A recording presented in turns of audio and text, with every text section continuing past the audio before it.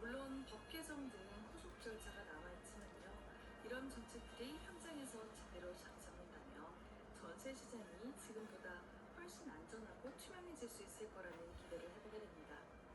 3월 11일 수요일 오늘 아침 일라디오 출발합니다.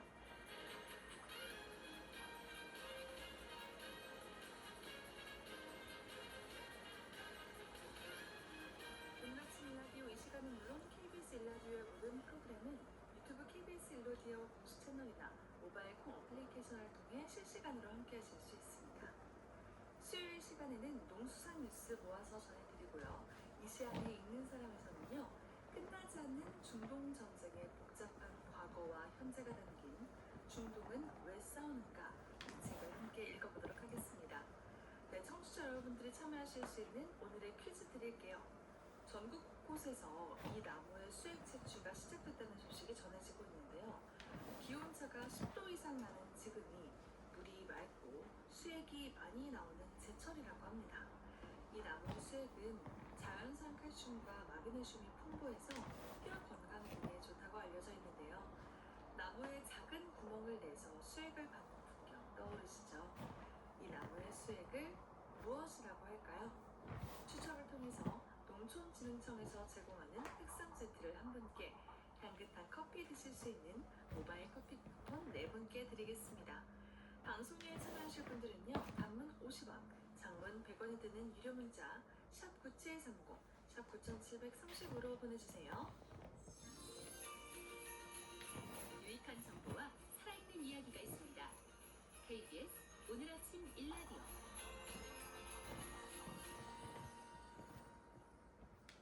중동발 전쟁 여파로 인해 휘발유를 비롯해 경유, 등유 가격이 큰 폭으로 오르고 있죠. 정부가 최고 가격제 도입까지 언급하고 나선 상황인데요. 일반 소비자뿐만이 아니라 농업 분야도 큰 어려움을 겪고 있다고 합니다.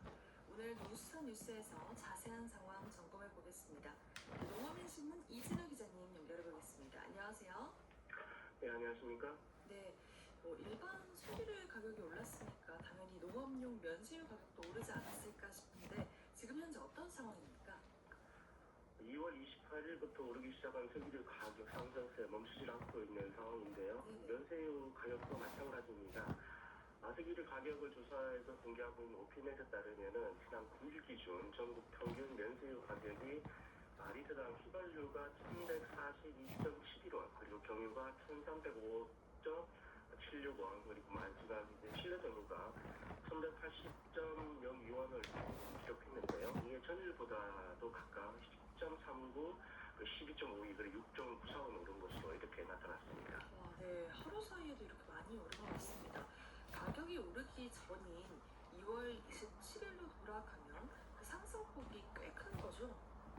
그렇습니다. 이게 2월 27일 기준으로 보면은 연세 휘발유 경유 경유 가격이 1,021원, 1,122원, 그리고 1,115원 정도 나타냈는데요. 이것과 9일자 조사치를 비교로 하면 120원, 183원, 64원 정도 이제 오른 상황으로 나타납니다. 네. 상대적으로 일반 석유류 제품에 비해서 가격이 좀 덜 오른 것처럼 느껴질 수도 있겠는데요. 본격적인 영농철을 앞두고 이게 대형 농기계 운행이 잦아지게 되고요. 또 여전히 가온이 필요한 하우스 작물도 있고, 또 여기에 대해서 농촌지역 주택에서 많이 사용하고 있는 경유는 난방용일 경우에 또 면세가 적용되지 않기 때문에 부담이 커질 수밖에 없는 그런 상황이라고 할 수 있겠습니다. 네, 지역별 편차도 크다고 합니다. 얼마나 차이가 나고 있습니까? 저도 이거 오픈해서 확인을 해보니까요, 경기 북부 지역 한 지자체 정도를 이제 적중해서 검색을 해봤는데, 연세 휘발유 평균 가격이 한 1,200원 정도인데요. 최저는 969원, 그리고 최고는 1,450원을 이렇게 480원가량 차이를 나타냈고요. 경유도 1,346원이 평균가인데 최저는 1,024원, 그리고 최고는 1,510원 정도. 이것도 거의 500원 가까운 차이를 보였습니다. 네, 경유도 마찬가지로 거의 600원에 가까운 차이를 보였는데, 사실 이거 보면서 저도 이게 실화냐 싶을 정도로 큰 차이를 보이는 것으로 조사가 돼 있어서 저도 좀 놀랐습니다. 그러네요. 이렇게까지 차이가 나면은 면세유를 사용하는 농가들도 혼란이 클 것 같습니다. 특히 난방용 등유 가격 인상이 농촌 지역 실생활에서는 가장 큰 부담이 되지 않을까 싶기도 한데 어떻습니까? 그렇습니다. 이 말씀하신 것처럼 도시 지역은 대부분 일명 도시가스로 이야기되는 가스 보급이 이루어지고 있기 때문에 상대적으로 저렴하게 난방을 할 수 있지만은 이 농촌 지역 대부분 가정에서는 여전히 지금 난방용 등유를 사용하고 있습니다. 그래서 가뜩이나 난방비가 부담이 때부터 많이 나오는데 네. 앞서 말씀드린 것처럼 지난 27일하고 이날 9일가의 가격을 비교해 보면은 이 각각 1,314원에서 1,557원, 244원 정도 이게 평균 가격입니다. 평균 가격이 이 정도로 지금 오른 상황이니까 아까 말씀드린 그 차이가 좀 많이 있다고 했는데 경남 지역 한 농가 같은 경우는 9일에 난방용 등유 한 200리터 정도를 넣었는데 일주일 사이에 한 10만 가까이 오른 것 같다 이렇게 토론하고 있습니다. 아, 그렇군요. 영농철을 앞두고 부담이 정말 클 것 같습니다. 아직까지 비닐하우스에서 생산되는 농산물은 하우스 내 온도를 좀 높여줘야 하는 상황인 거죠. 그렇습니다. 이게 다양한 사례들이 보도가 되기도 하고 있는데요. 핵심은 이런 겁니다. 이게 가온을 하자니 기름값이 너무 올랐고 그렇다고 안 하자니 농산물이 상품성이 떨어질 것 같고 그래서 이러지도 저러지도 못하는 그런 상황이라고 보면 될 것 같습니다. 이 4월 정도로 해서 날씨가 좀 풀렸다고 하면은 저온에 의한 생육장애가 발생하는 게 거의 없는데요. 아침 저녁을 지금 같은 경우는 여전히 영하로 기온이 떨어지고 있기 때문에 자칫 잘못했다가는 열매가 맺는 화방이나 아니면 순이 얼어서 농사를 망치는 그런 경우가 발생할 수가 있습니다. 그런데 이런 상황에서 이제 그 비싼 기름값을 들여서 가격을 최종적으로 제대로 받지 못하면은 불구도 적자가 또 발생하는 것이기 때문에 농가로서는 지금 참 어려운 그런 상황 같습니다. 네, 관련해서 나온 대책은 없었어요? 일단 아직까지 정부 차원에서 면세유나 농촌 지역의 난방유로 많이 사용하고 있는 등유에 대한 확정된 대책은 아직 나온 것이 없는 것 같은데요. 다만 농협이 자체적으로 재원 한 300억 원을 투입을 해서 유류비 부담 완화에 나선 상황입니다. 면세유 할인 지원에 250억 원, 그리고 농협 주유소 할인 지원에 50억 원 등 총 300억 원을 투입하겠다 이렇게 밝힌 건데요. 네. 본격적인 영농철을 앞두고 국제유가 상승이 영농비 전거로 이어지는 현상을 조기에 차단하고 물가 안정이라는 정부 정책 기조에 발맞춘 지원책이다 이렇게 농협중앙회는 지금 설명하고 있습니다. 근데 이게 대상과 그 기간이 정해져 있다고 합니다. 그렇습니다. 우선 면세유 할인 지원에 255억 원 정도 되는데 이건 앞으로 한 달간 농민들이 소비하는 물량에만 지원이 되고요. 네. 할인 물량은 최근 3년간 3월 평균 소비량의 50%를 대상으로 정했다고 합니다. 이 면세유 지급 관리를 농협에서 지금 하고 있으니까 이전에 소비량이 어느 정도 되는지를 반영해서 아마 물량이 정해질 것 같고요. 사용량이 많은 경유, 정유 그리고 휘발유 등의 순으로 차등 배정이 되고 그 사용량에 따라서만 지원될 예정이라고 합니다. 재원은 아까 말씀드린 것처럼 농협중앙회 예산에서 충당된다고 하는군요. 그리고 농협이 운영하는 그 주유소가 그나마 좀 싸게 판다고 하던데 맞습니까? 그렇습니다. 앞서 말씀드린 것처럼 주유소 할인 지원을 일단 50억 원을 하기로 또 했는데요. 이건 NH농협은행에서 재원을 마련한 것이다 보니까 3월 13일부터 4월 10일까지 전국 농협주유소에서 NH농협 카드로 5만 이상 결제를 하면은 일단 200원의 캐시백을 할인해서 제공한다고 합니다. 그리고 또 전국의 717개 농협주유소에서는 이번 유가 격등에도 불구하고 가격 인상을 최대한 자제해서 시장 평균 소비자 가격 대비해서 휘발유는 84만 그리고 정유는 118원 그리고 경유는 140원 정도 이렇게 저렴하게 판매하고 있다 이렇게 밝히긴 했는데요.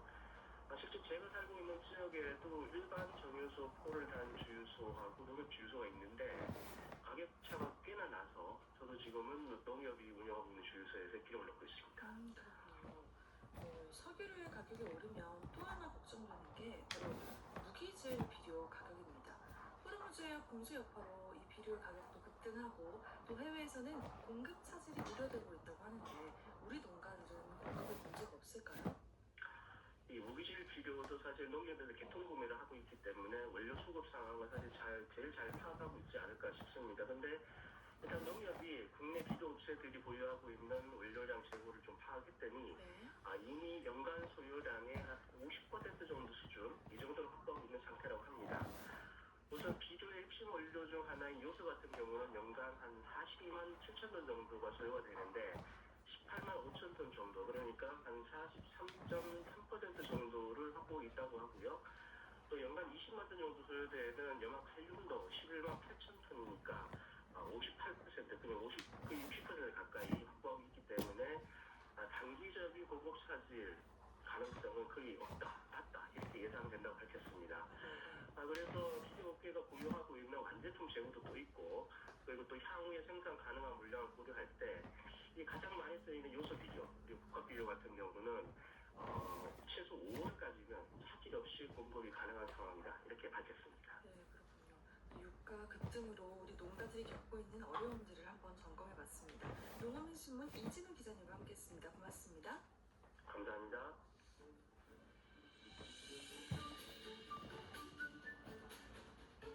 아침을 여는 기분 좋은 습관. KBS 오늘 아침 1라디오.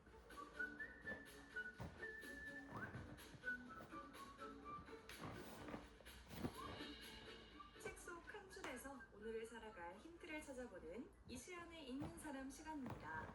프로 지식 탐험가 이시안과 함께 책, 사람, 삶의 이야기 나눠보도록 하겠습니다.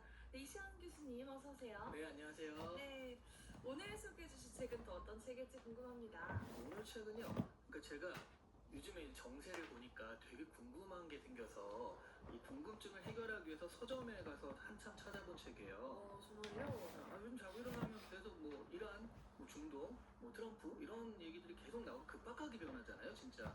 자고 일어나면 뭐가 바뀌었다, 석유값이 얼마가 됐다, 뭐 이런 또 얘기들. 일어나서 뉴스 찾아보다가 또 시간이 한참 그러니까요. 네. 그런데 되게 재밌게도 이거 재밌는 건 아니죠. 근데 어쨌든 제가 어렸을 때부터 중동은 늘 항상 전쟁 중이었어요. 네. 계속 뭔가 중동에서 전쟁이 일어나는 거 너무 좀 당연한 듯한 그런 느낌? 예전에 뭐 이란 이라크 전쟁도 있었고 그럼요. 골프전 같은 것도 있었고요. 네. 끊임없이 내란도 일어나고. 맞아요. 그래서 아니 중동은 왜 이렇게 항상 끊임없이 전쟁 중일까? 이게 되게 궁금한 거예요. 그러게요. 네, 그래서 이제 거기에 관한 책을 찾아서 서점에 갔더니요. 저는 이제 중동의 역사 뭐 이런 거 보면 딱 나오겠다 생각해서 갔는데 정말 제목이 제가 궁금한 그 음점 그대로인 제목이 있더라고요. 이 박정욱 저자의 중동은 왜 싸우는가라는 오. 책입니다. 저는 빨리 그 책 읽어보고 싶은데 제목이 정말 직관적이네요. 그러니까요.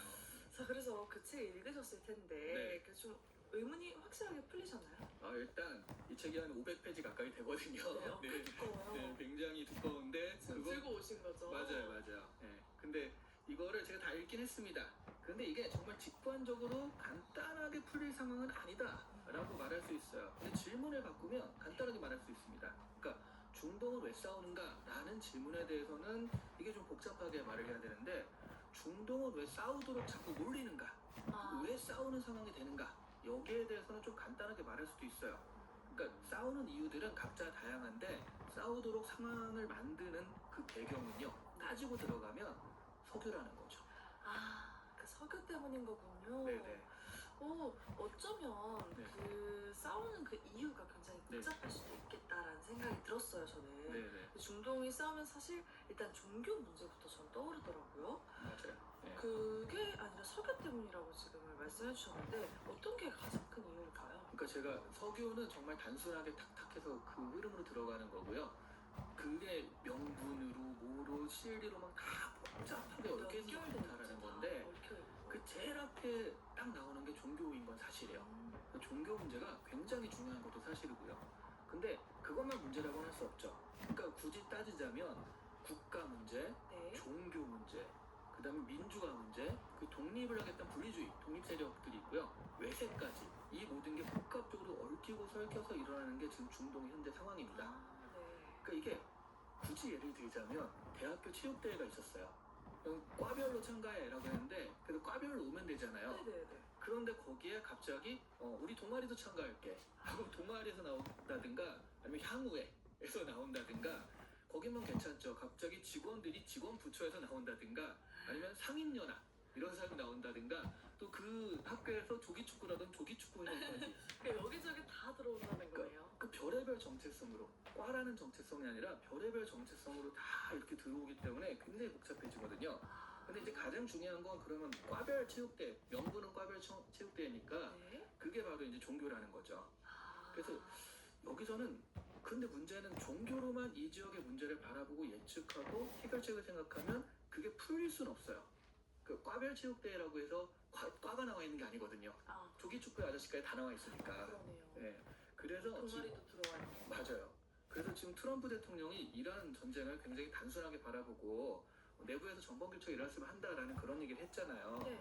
근데 이게 그냥 수사적으로 한 게 아니라 진짜로 그렇게 될 수 있다라고 여긴다면 그거는 중동을 정말 잘 모르는 이야기다라고 말할 수 있다는 그러게요. 거죠. 이게 좀 단순한 게 아니라 굉장히 복잡한 상황일 텐데. 네, 맞아요. 그래서 종교 이야기를 해보자면 네. 일단 중동을 저희가 이해를 해보려고 한다면 이슬람이라는 종교를 일단 알아봐야 하지 않을까 싶어요. 그건 물론입니다. 예. 이슬람은요, 이 유일신 알라를 믿고 창시자가 무함마드거든요. 그러니까 한국에서는 마호메트로 알려져 있고요. 이 무함마드의 가르침과 꾸란이라는 경전을 따른 종교입니다. 그 유대교나 기독교나 이슬람은 모두 같은 뿌리를 가진 종교예요. 네. 이슬람이 7세기 초, 정확히는 서기 610년경 시작이 됐는데 이때가 바로 무함마드가 처음으로 알라의 계시를 받았다라고 여겨지기 때문이거든요. 그뒤 622년에 무함마드가 메카에서 메디나로 이주를 했는데 이걸 이제 히즈라라고 해서 이해가 바로 이슬람역의 시작이 되는 거예요. 근데 이 무함마드가 후계자를 정확하게 정하지 않고 죽게 돼요. 그러면 이 엄청난 큰 제국을 막 건설하려는 그런 건데 후계자가 없으면 그 구도를 놓고 다툼이 일어날 수밖에 없잖아요. 네. 근데 그 후계자를 누가 하면 좋겠느냐라고 해서 무함마드의 혈통 중에서 후계가 나와야 된다라는 그런 사람들이 있었고요. 아니 그러지 않고 이 가장 능력이 뛰어난 사람 중에 후계가 나와야 된다라는 그런 사람들이 있었습니다. 이 두 사람들이 파로 나눠서 갈리기 시작을 해요. 혹시 그 파가 저희가 아는 그 맞습니다. 파인가요? 그래서 수니파, 시아파 들어본 적 있으시잖아요. 네. 네, 바로 그건데, 그러니까 처음에는 그걸로 시작을 한 거예요. 그 다음부터는 각자의 교리들이 막 발전을 했겠지만 수니파, 시아파, 그러니까 능력주의가 수니파. 네. 이걸 어떻게 외웠냐면 수미안가 할 때 수라서 그 능력이 능력주의는 있는 수니파. 좋은 건가요? 좋죠, 좋죠. 이거 되게 헷갈리거든요. 이게 그러니까요. 그냥 보면. 예. 그리고 이제 혈통주의가 시아파. 시아파. 이렇게 하면 되는데 네. 이 두 파가 이슬람은 크게 이 두 파로 나뉘는 겁니다. 다른 파도 있지만 기본적으로는 이 두 파인데요. 시아파가 소수예요. 수니파가 다수예요. 아 그래요? 근데 이란은 시아파의 종주국처럼 여겨지는 그런 나라예요. 그러니까 시아파가 정권을 잡고서 이제 그 권력을 잡고 있기 때문에 네. 다른 아랍 나라들은 수니파가 많거든요. 그러다 보니까 이번에 이란이 사실 아랍의 여러 나라에 폭격을 한 셈이 됐잖아요. 네. 미군 기지 한다지만 호텔도 막 그 폭격 당하고 막 그랬으니까. 근데 결국 따지고 보면 이런 종교 갈등이 잠재있기 때문이 아닌가 생각하시는 분들이 있는데 꼭 그런 것만은 아니다. 그래요. 근데 어쨌든 이란은 다른 나라에 비해서 조금 다른 결을 가지고 있긴 하다라고 말할 수 있다는 거죠. 정말 이렇게 본다면 다른 결이 많네요. 네. 이게 얼핏 듣기로는 이제 이란이 아랍권이라고 할 수 없다고 하더라고요. 네. 그래서 이게 무슨 말인지 정확하게 이해가 안 되는데 저도 몰랐어요. 이 책을 읽기 전까지는. 책에 다 나오나요? 네네. 아랍이라고 당연히 아랍이니까 네, 그런 줄 알았어요. 아랍이야 뭐 아랍 다 그런 거 아니야? 했는데 일단 이 두 개념이 아랍과 중동이라는 개념이 달라요. 그러니까 어떻게 아랍 이퀄 중동이 아니더라고요. 그러니까 아랍이라는 개념은 그 민족 개념이 아닙니다. 우리가 아는 그 민족 개념은 혈연이잖아요. 근데 그런 게 아니라 아랍은 그냥 아랍어를 쓰는 사람들의 모임. 그러니까 문화적 정체성이 아랍인이에요. 그래요? 그러니까 어떤 혈통이냐가 중요한 게 아니라 아랍어를 쓰면서 같이 우리가 그 아랍 문화를 향유한다. 그러면 이제 아랍이 되는 건데 네. 이란 같은 경우는 페르시아계입니다. 네, 그러니까 페르시아라고 우리가 되게 그 옛날부터 있었잖아요. 몇천 년 전부터 그 페르시아어를 써요. 그 언어도 달라요. 그래서 아랍인들과는 구분이 되는 거거든요. 그러니까 이란은 중동은 맞죠. 중동은 지리적 개념이니까. 네. 그런데 아랍은 문화적 개념이거든요. 근데 그 여기엔 안 들어가는 거예요. 그 위치가 중동은 맞으니까 이란은 중동인데 그렇겠지만 이스라엘도 사실 중동에 있으니까. 근데 이스라엘이 아랍계는 아니잖아요. 맞아요. 네, 이런 식으로 이란은 얼핏 아랍 같은 느낌이지만 중동에 속할 뿐 아랍권은 아니라는 거예요. 아, 그렇고 그런 거군요. 그러니까 아랍어를 쓰는지 안 쓰는지가 네네. 결정이 되는 거네요. 네, 어떤 문화적 동질감이 있어야 되는 거죠. 네. 네. 그래서 그럴까요? 지금 다른 나라들이 이란을 경계하고 갈등 관계에 있는 이유가 네. 이것 때문이지 않을까 싶기도 한데 어떻습니까? 아, 이게 복잡하다고 했잖아요. 그래서 또 이것 그럼, 때문은 네, 저도 너무 단순하게 이것만이다 생각했는데 또 읽으니까 그게 아니에요. 그러니까 전쟁이 나기 전까지는 그래도 평범하게 다들 잘 지냈습니다. 네. 전쟁은 많았지만 원래 중동적인 전쟁도 많고 내전도 많으니까 이란이 꼭 다른 나라들에 비해서 더 적대적 환경이다, 더 전쟁을 자주 했다라고 할 수는 없었어요. 네. 그리고 무엇보다 일단 이슬람 국가잖아요. 그 이슬람은요, 종교 공동체라는 개념이 국가보다 강합니다. 아, 그러니까 이 중동적인 국가라는 건요, 제국주의 시절에 열강들이 멋대로 그은 인위적인 선인 거예요. 그러니까 이슬람 공동체는 칼리프라는 단일 지휘 체계 아래 모두 하나 된 공동체다, 이런 성격이 강해요. 네네. 그러니까 따지자면 칼리프가 가톨릭계의 교황 같은 그런 성격이거든요. 그러니까 이슬람 공동체지 특별히 어느 나라다 이런 개념이 별로 없어요. 네. 예를 들면 뭐 이라크에 살고 있는데 이라크 국민이다라는 개념보다는 이슬람이라는 정체성이 더 크다는 거죠. 아, 그렇군요. 근데 이제 서부 열강들이요, 그 오스만 투르크라는 대제국을 해체하는 과정에서 국경을 나눠버리는 거예요. 네. 그리고 제가 아까 그 대학교 예를 들었으니까 대학교 예를 하나 더 드리자면 OT 시즌이에요. 그래서 여기에 맞춰서 예를 들면 지금 이제 OT 시즌인데 한 몇백 명 모여 있을 거 아니에요. 그렇죠. 그러면 이거를 자 과별로 이렇게 서 그러면 될 것 같은데 갑자기 지금 서 있는 사람 중간 그 옆에 10명 같이 모으세요. 둥글게 등기하다가 10명 하니까 갑자기 그 주변에 10명이 탁 모인 거예요. 네네. 이게 바로 지금의 그 중동의 국가 개념처럼 된 거죠. 그러니까 그렇게 놓고 보니까 10명 10명씩 모았더니 이 이과 저과가 막 섞여 있고요. 아, 섞여 있겠지. 네, 서로 잘 안 맞는 거죠. 또 조별 활동할 때도 되게 어색하고 허덕거리고 예. 툭하면 같은 과 그 나는 이쪽 조인데 네. 저쪽 같은 과 친구들이 다른 조에 있을 거 아니에요. 그럼 저희 가서 막 얘기하고 있고 또 잘 맞는 사람들한테 가는 거죠. 되게 애매하거든요. 근데 사실 아프리카도 그런 식이긴 했습니다. 아프리카도 부족이나 생활 패턴 같은 것을 고려하지 않고 열강들이 바둑판 나누듯이 선을 그어서 국가를 만들어 버렸거든요. 네. 근데 이런 지역의 특징들은 국가, 부족, 생활 단위 이런 것들이 안 맞으니까 잘, 그래서 내전이나 전쟁이 끊이지 않는다는 특징이 좀 있는 거예요. 아, 그렇군요. 정경환님이 지금 요즘 정세에 딱 맞는 책 소개 감사합니다라고 보내주셨어요. 네. 저뿐만 아니라 많은 분들이 오늘 흥미롭게 네. 듣고 계실 것 같아요. 일단 무엇보다 제가 궁금해서 찾아본 거니까. 맞아요. 많은 네. 분들도 똑같이 궁금증을 갖고 있을 테니까요. 네. 자, 그러면 지금 설명해 준 걸로 봤을 때 네. 중동에 전쟁이 끊이지 않는 이유가 네. 제국주의 시절에 그 씨앗이 뿌려진 거다라고 할 수도 있겠네요. 일단 그렇습니다. 지리적으로 그냥 국가를 나누다 보니까 이게 대표적으로 쿠르드족 같은 경우들이 있거든요. 이 쿠르드족 같은 경우는 튀르키예 동부, 이란 서부, 이라크와 시리아 북부 지방에 걸쳐서 살아요. 네. 네 나라에 걸쳐 사는데 이러면 되게 흩어져 사는 것 같잖아요. 그렇죠. 이들은 같은 지역에 삽니다. 이 같은 지역이 네 나라로 갈린 거예요. 이렇게 국경으로 탁탁탁. 그러니까 이 지역을 쿠르디스탄이라고 하는데 이게 4개국에 걸쳐 나눠져 있을 뿐입니다. 네.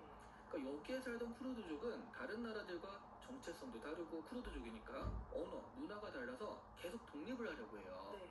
아니면 자치권이라도 달라는 거죠. 근데 이 쿠르드족이요, 인구가 3천만에서 4,500만까지 됩니다. 엄청 많네요. 거의 대한민국 그 5천만 가까이 되는